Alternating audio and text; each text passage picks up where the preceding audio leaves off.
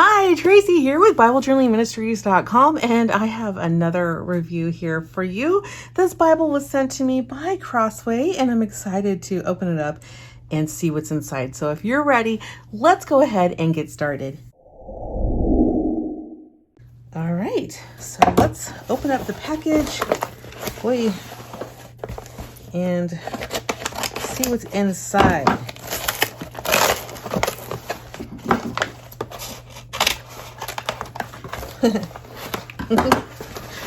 I think half of the fun in these videos is seeing if I can actually open up the package. All right, we have an ESV Journaling Psalter Bible. This is the hardcover Summer Garden English Standard Edition. Crossway asked if they could send this to me. I said, absolutely you can. I love to review Bibles on my channel. In fact, I hear from many people that they found Bible journaling because they've seen they were looking for a review on a Bible, and then they happened across our channel. So if that was you, thank you so much. I'm so glad that you're here. And if that wasn't you, I'm also so glad that you're here, and I thank you so much. Make sure if you do like our reviews to give us a thumbs up and subscribe to our channel. I would love for you to be part of our community.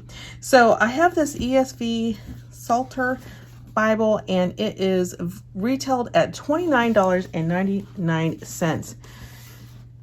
It says on the back of it, it has a verse. It says, "Let the words of my mouth and the meditation of my heart be acceptable in your sight, O Lord, my rock and my redeemer." Psalm 19:14. It says the Psalms are the one extended part of the Bible written directly to God as prayers, providing comfort and encouragement, modeling heartfelt repentance as well as worship. The ESV Journaling Psalter features blank pages along each of the 150 Psalms, printed on thick cream-colored paper. This edition invites reflection, prayer, and journaling, enabling readers to both personalize and internalize God's Word. 11-point type, single column, ribbon marker, and the Smithsonian binding. I love the Smithsonian binding. So it comes in a little hard case like this. And actually the Bible itself is a hardcover, and it's got this really beautiful design to it. Apparently the summer garden design, very gorgeous, nice, compact, small Bible. I love small and compact. In terms of sizing on this Bible, you're looking at about 5.5 inches wide by, it looks like a little under about 7 3/4 inches tall, and about 1 3/4 inches in depth. For those of you who like centimeters, that would be about 3 1/4 centimeters, and then the width would be about 13.5 centimeters and 19.5 centimeters long. All right.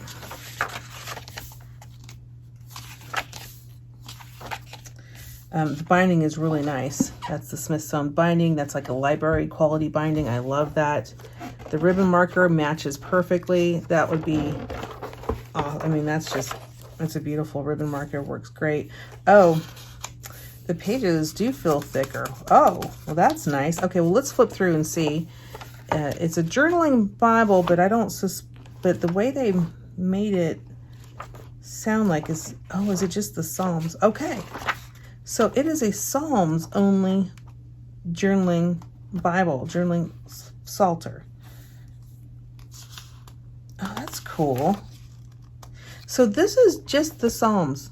It's not a complete Bible, which is fine. The pages are much thicker. Let me grab my illustrating Bible, or one of them, because I think the pages might be as thick as one of those. So this is my illustrating Bible, the book of Luke. And I'm just going to test by feel the thickness of the pages. Okay, So the Illustrated Bible is just, if you're familiar with the different types of Bibles, the Illustrated Bible is considered like one of the most thicker. The thickness of the pages are really thick. Not really thick, but thicker than any other Bible. But just closing my eyes and feeling, I would say that it's slightly under the thickness of an Illustrated Bible. I could be wrong, guys, but it doesn't feel as thick as an Illustrated Bible page, but still plenty thick. I'm actually really surprised. Let me grab a regular Bible so I can show that next to you. This is my ESV True Tone Resilient Cross Bible. And you can, I would say this is probably at least,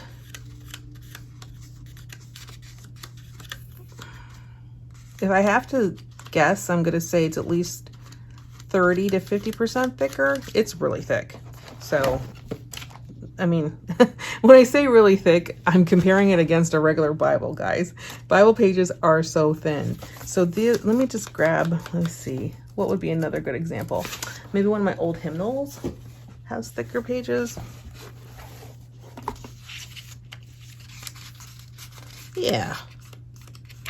I would say if you have an old hymnal around or an older book, the page is just slightly not as thick as that. Maybe if you have a hardcover book, the page, like a hardcover, like paperback book, not a paperback book, but a hardcover, any book, like a devotional that you're reading. This is probably the thickness of the page. I'm impressed actually by the thickness of the page, but let's move on. I know I went a little bit deep into that, but it shocked me actually how thick the pages were. Not that they didn't say, they said that they were thicker. I just wasn't sure I was on board with that yet. Huh. Okay. This is really cool. So I actually do not have my own Bible that is just dedicated to the Psalms. So this is cool. Okay. Tells you a little bit about the ESV. To summarize what this says, I'm going to give you just a quick overview. All right, when you're picking out a Bible, you just want to figure out what translation you want to get, because sometimes it can be so confusing because there are so many different translations. Here's a quick tip for you. Okay, your Bibles typically run a span between word for word, which is taking the original Greek, Hebrew, and translating it directly into English word by word. Okay, not worrying about too much the context or the thought or what the author intended it to mean. Okay, it's just word for word. And that is going to be like your King James Version and your ESV version are examples. Okay, then you have on the other end of the spectrum, you have a thought for thought, also called dynamic equivalence. So this is where your authors are taking the idea of what the authors were saying. So of what the original Greek and Hebrew script meant. So that would be a dynamic equivalent or a thought for thought. Things in this area would be like an NIV translation. And even actually, I would even say even farther past that would be like your Message translation, which is really a paraphrase Bible. And then, of course, past that, it's other people's translations. You want to be very, very, not afraid, but very, very cautious. When you're getting people's translations, you want to make sure it is a good translation. So make sure you're not just going out and picking any Bible on the shelf. Okay, and then in the middle, you have what's called, they're calling it an optimal equivalence, which is kind of in between word for word and thought for thought, and that would be something like a CSB Bible, okay? So word for word, formal equivalence, King James Bible, ESV, translating the original Greek and Hebrew into English word for word, okay? In the middle, you're trying to translate both the word for word, but also the idea of what the author's saying, and then lastly, thought for thought, which is your dynamic equivalence, which is what was the idea? What was the author trying to communicate in terms of the idea? I pick them all. Like, I read all the different translations unless it's written by an author that has an agenda, and I don't read their translation. So make sure you're doing your due diligence, and I hope this really helped you if you're new and have never had a chance to think of all the different translations and where they fall on that spectrum. Okay, so ESV would go towards more of a word-for-word translation. So I gave you the measurements of that. Let's go ahead and I want to weigh the Bible so I don't forget. Don't forget, if you are a Crossways member, you do get your 30% off, and there's no charge for that. I think it's a great deal. So 1 pound, looks like 8 ounces. So 1 pound, 7 ounces if you're carrying this around with you. Or it's a great idea to, I think, carry this around with you. It's actually not heavy at all. And let's go into the actual pages here. So book 1, Psalm 1, you get Psalm, and then you get the full page to write in and to journal in, then Psalm and a full page. This is nice. It's not an interleaved Bible. An interleaved Bible has a page that's blank in between. Let me show you what that one looks like. So this is an ESV interleaved Bible. So in this type of Bible, you would have your Bible, your scripture, and then you would have a blank page. But then you would have, your Bible, and then you would have a blank page. Bible, blank page. That's an interleaved Bible. This is not an interleaved Bible. This is one where, number one, it only has the Psalm in it, the Psalms, and then you have the Psalm, blank page. Psalm, blank page. And then on this page here, you would have the words on the other side. So it's not interleaved, just so that we're all clear on that. In terms of line length, you are getting about 10.5 millimeters, or no, 10.5 centimeters. Yes. And for inches, that is about 4¼ inches. In terms of whole depth of page, that's about 5¼ inches, and centimeters, about 13 centimeters. Length, again, I think I've already done this, but I'll do it again, approximately 19 centimeters. And then in terms of inches, we have about 7.5 inches. This is really this is very nice. I do like this. You have your Psalm on the left side, and then you have, if you're right-handed, I'm not sure about left-handed folks, but I know that whenever I'm writing, I like to write on this side of the page. So the way they've set this up is if you're taking notes, you can do all your note taking on the side. You have your Bible here on this side, you can write on this side, and it makes it really easy. I have a hard time doing journaling on this side because it doesn't, it's awkward for me. I generally like to take notes on the right side. I'm not sure if I'm the only one. If you do that as well, let me know in the comments. I would love to know if I am the only one that does that in the world. Okay, does it lie flat? Yeah, it lies flat. Very nice. You did get quite a bit of space here if you like journaling. If you want to do some designs on this, you can do that as well on this side as well, because you do get quite a bit of space in between these. Let me give you that margin length as well here. It looks to be about 1¼ centimeter, and then in inches, close to about a little over ½ inch on this margin. Now this margin is going to vary because of the length in the Psalm, the length of the line.